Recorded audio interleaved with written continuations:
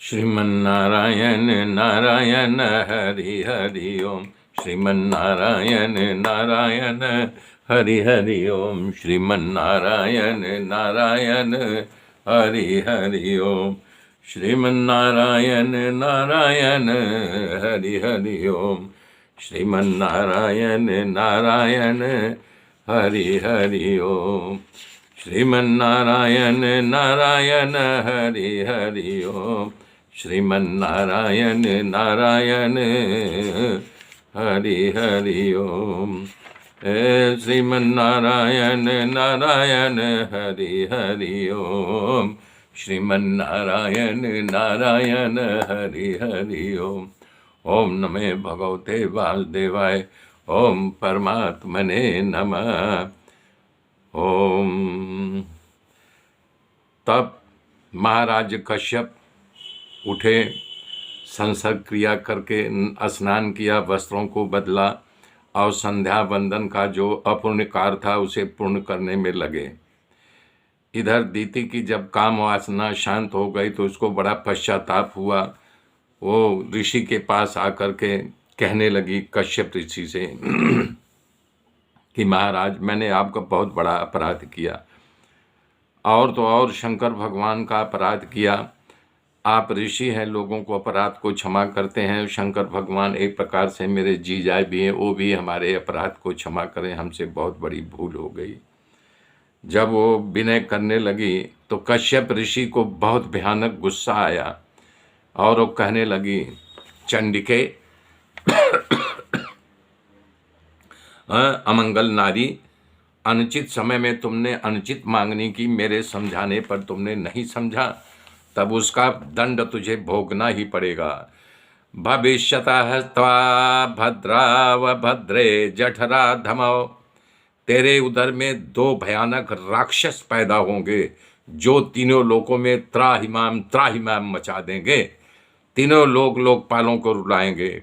महाराज कश्यप से ऐसी बात, ऐसा श्राप सुन करके दीति डर करके रोने लगी और अनुनय विनय करने लगी कि हे कश्यप जी से कहने लगी कि मेरे पर कृपा करो।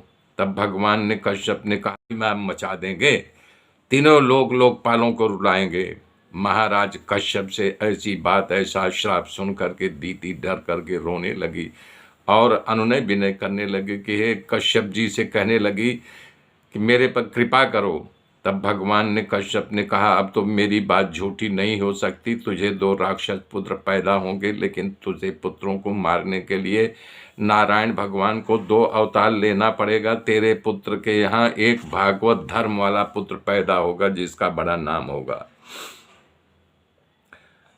कहने का मतलब ये है, दीति और कश्यप के प्रसंग से ये संसार में नियम लागू होता है कि स्त्री भोगने की वस्तु नहीं है, काम पिपासा की वस्तु नहीं है, दिव्य बनाने के लिए श्री हरि का प्रेम प्रकट करने के लिए है। स्त्री और पुरुष को परस्पर तृप्ति का साधन नहीं मानना चाहिए, संयमी जीवन जीना चाहिए और संयमी जीवन में खुद संस्कार निर्माण करने के साथ सुंदर प्रजा संतान उत्पन्न करने में मदद करे। असंयमी स्त्री पुरुष के यहाँ हमेशा असंयमी संतान ही पैदा होती है। मैत्री जी कह रहे हैं कि जब प्रकार से दक्ष पुत्री ने कश्यप जी से मुख से इस प्रकार आशीर्वाद सुना तो खूब राजी हो गई कि चलो कम से कम इस हमारे राक्षस पुत्रों को मारने के लिए नारायण भगवान को अवतार लेना पड़ेगा और हमारे यहाँ एक पुत्र के यहाँ भागवत धर्म वाला प्रकट होगा। तो इस प्रकार से समय काल के गति के अनुसार से दीति ने गर्भ धारण किया। गर्भ जब आ गए तो तीनों लोक में हाहाकार मच गया। उसने 100 वर्ष तक अपने गर्भ में बालकों को रोका रखा। इस गर्भ के तेज से सूर्य चंद्रमा सब झांका पड़ने लगे। जब से गर्भ में आए हैं तब से दिशाएं झांकी हो गई, दिन में ही अंधेरा जैसे दिखाई देता है। देवता लोग कांपने लगे, स्वर्ग चलायमान होने लगा। सब देवता मिलकर के ब्रह्मा जी के पास गए और हाथ जोड़ करके विनती लगे करने लगे कि ये सब क्या देखने में आ रहा है।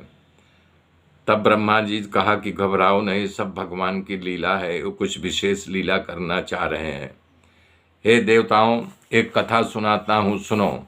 एक बार हमारे मानसपुर तुम्हारे पूर्वज को बैकुंठ देखने की इच्छा हुई, चिदाकाश में उड़ते उड़ते वो बैकुंठ धाम में पहुंच गए।